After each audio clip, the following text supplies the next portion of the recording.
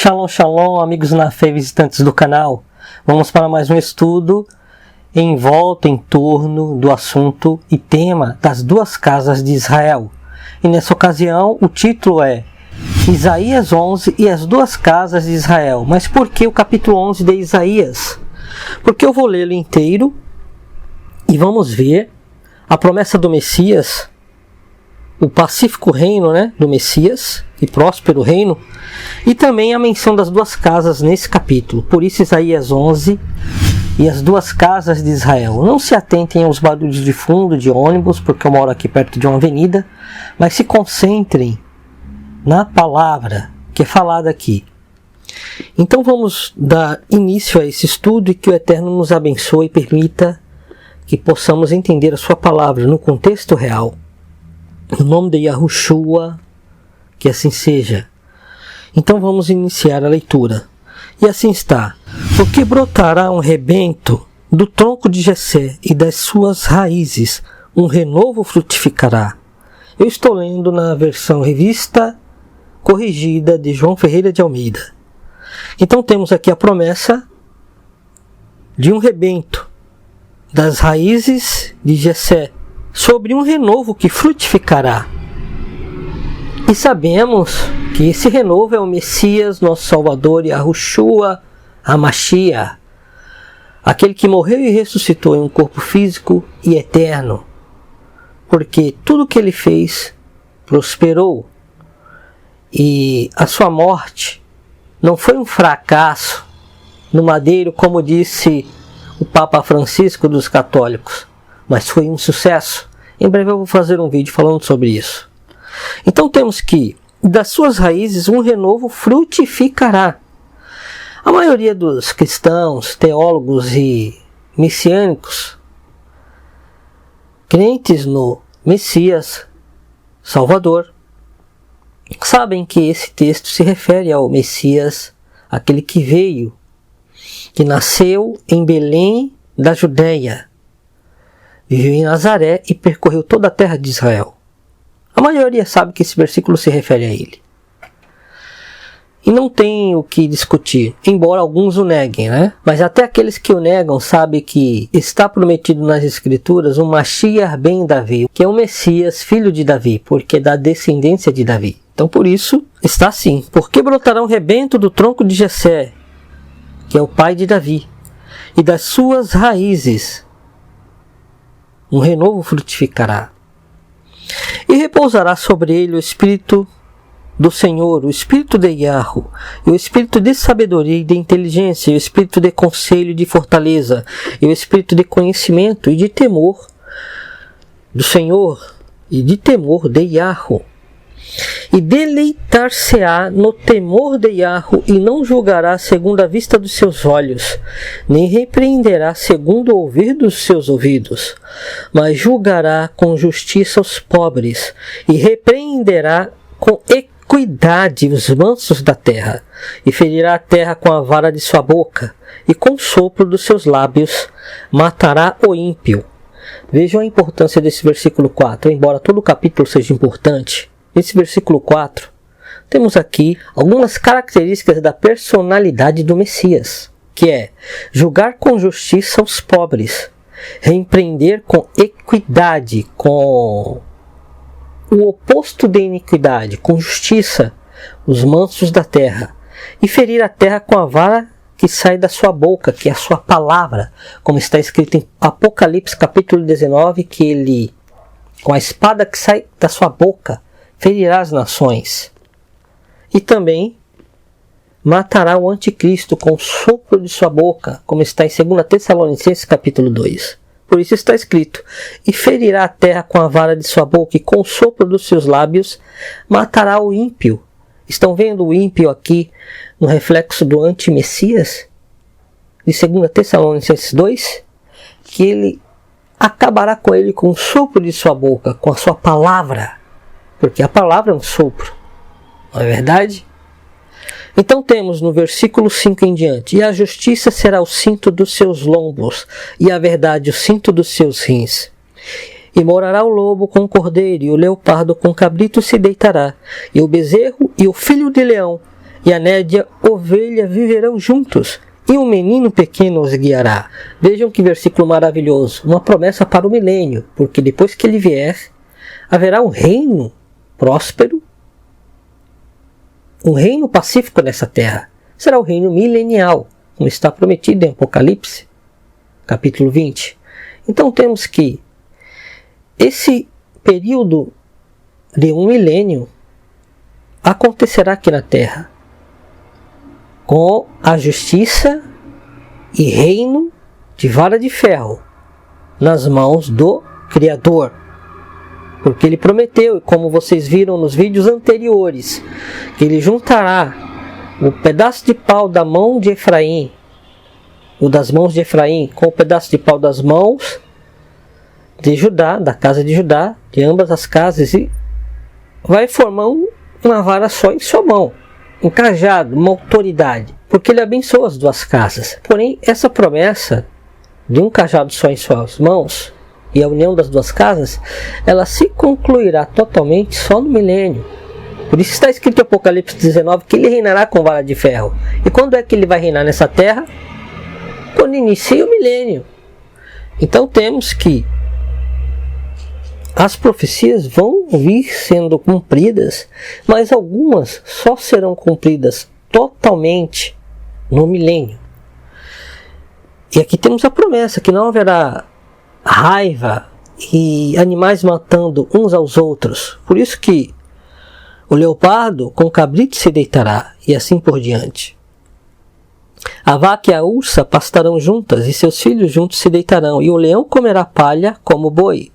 E brincará a criança de peito sobre a toca da áspide, e o já desmamado meterá a mão na cova do basilisco.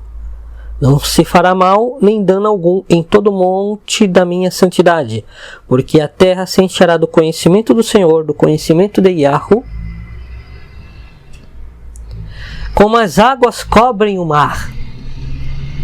Então, toda a terra vai conhecer ao eterno Criador, porque ele estará aqui na manifestação do Rei dos Reis, do Messias entre nós, do Elohim conosco, porém em um corpo eterno e glorificado.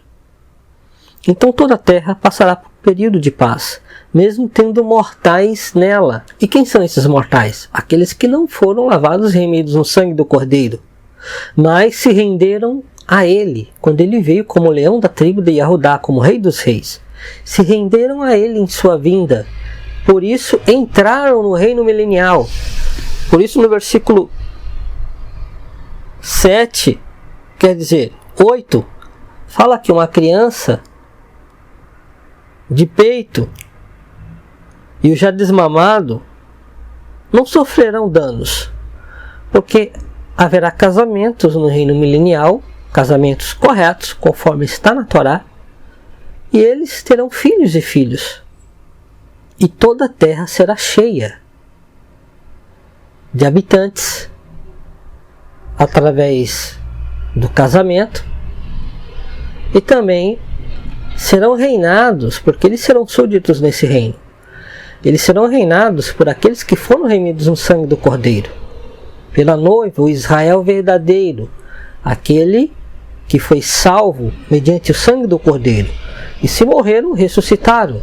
E entre aqueles que estavam vivos, ou estarão vivos, quando isto ocorrer, quando ele vier, serão transformados. Então, os ressurretos e os transformados em corpos eternos, eles reinarão com o Messias sobre todos os habitantes da terra, aqueles que entraram no milênio como súditos, por misericórdia do Eterno. Se você quiser saber mais sobre o milênio, veja o vídeo O Milênio de Imortais e Mortais, que está no canal. E continuando a leitura, temos: E acontecerá naquele dia que as nações se perguntarão pela raiz de Jessé, posta por pendão dos povos, e o lugar do seu repouso será glorioso.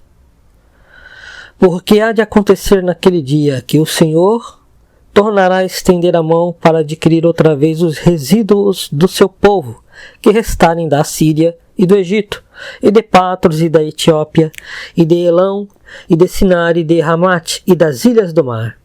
e levantará um pendão entre as nações, e ajuntará os desterrados de Israel, e os dispersos de Judá, congregará desde os 4 confins da terra, e desterrar-se-á a inveja de Efraim, e os adversários de Judá serão desarraigados. Efraim não invejará a Judá, e Judá não oprimirá a Efraim. Antes voarão sobre os ombros dos filisteus ao ocidente. Juntos despojarão os filhos do Oriente em Edom e Moabe, e lançarão as mãos, e os filhos de Amon lhes obedecerão. Estão vendo aqui? Vejam o versículo 14. Antes voarão sobre os ombros dos filisteus ao ocidente, porque muitos desses que são pertencentes às 2 casas de Israel, eles são descendentes mesmo daqueles primeiros hebreus ou israelitas, e hoje estão como gentios entre as nações, porém salvos e remidos no sangue do Cordeiro, e o Eterno os ajuntará naquele dia. Por isso, reinarão com ele. Vejam que está aqui que eles serão sobre esses povos. E naquele dia também acabará a inveja daqueles que se intitulam judeus, e são judeus de fato, são responsáveis pelo reino do sul, a casa de Judá, e aqueles que são das 10 tribos, reino do norte. Porque existe uma inveja entre eles, devido a alguns terem sido dispersos e se contaminado com ídolos, e alguns se acham mais santos que outros. Porém, naquele dia acabará tudo isso. O Eterno abençoa todos.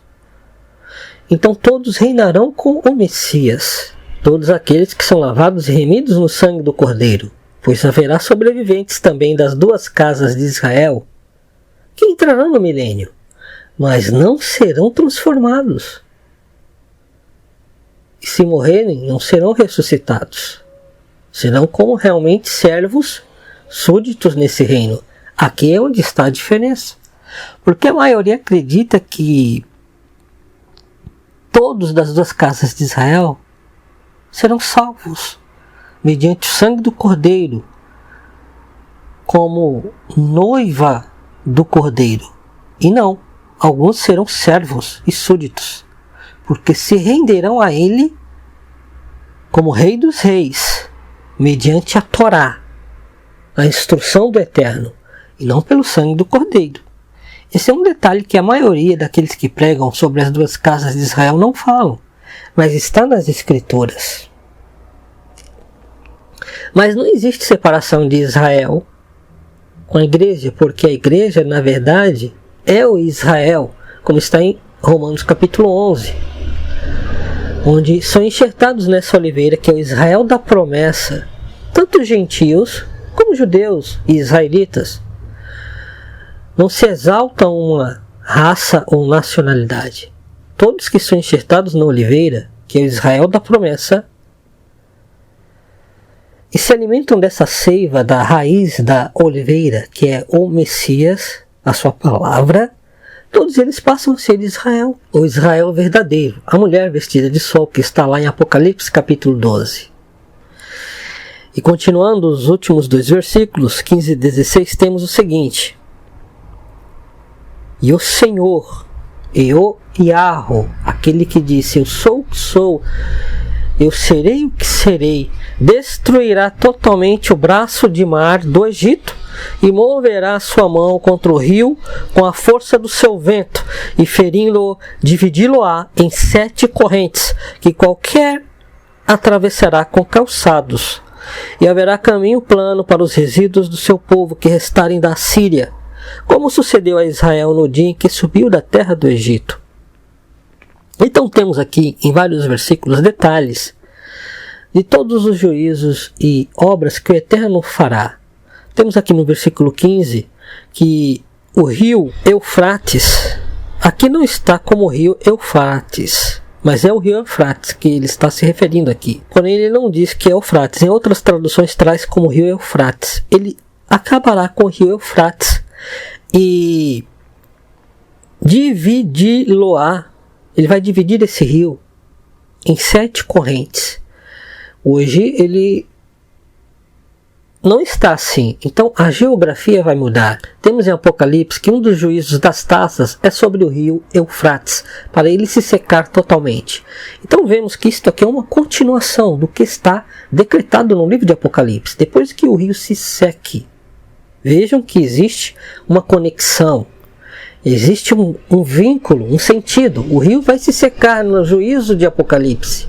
E aqui está dizendo o quê? No versículo 15, que qualquer atravessará com calçados esse rio, porque ele vai se secar. Então temos que a geografia mudará quando ele voltar. Então são detalhes que vão ocorrer. E haverá caminho plano para os resíduos do seu povo que restarem da Assíria. Não que a Síria ainda exista, porque o Império Assírio caiu, foi destruído. A exemplo de Senaqueribe, que tentou afrontar o reino de Judá, a casa de Judá, e através de Isaías, que estava vivo naquele tempo, o Eterno profetizou, e um anjo matou 185 mil assírios. E Senaqueribe voltou para sua terra em Nínive. Então temos que essa passagem é verídica. De fato, ele julgou a Síria entre os seus montes, porque os 185 mil soldados assírios, eles cercaram Jerusalém, e Jerusalém é cercada por montes. E ali mesmo, o anjo do Eterno veio e matou 185 mil, um anjo só. Então temos que a queda do Império Assírio começou ali. Tanto que depois veio o Império Babilônico. Mas ele fala assim, que ele vai trazer os resíduos, ele vai trazer aqueles que se dispersaram na Síria, porque a casa de Israel, no reino da Samaria, reino do norte, eles foram cativos pelo Império Assírio. E ali se dispersaram e não voltaram mais para a terra de Israel. E todos aqueles que foram dispersos desde aqueles tempos ficaram naquelas regiões, mesmo que os impérios tenham caído. Alguns que foram para a Babilônia, para a Síria e por outras nações. Mesmo depois da queda desses impérios, alguns voltaram para Israel, mas nem todos voltaram. A maioria não voltou, por isso que temos várias tribos perdidas por aí.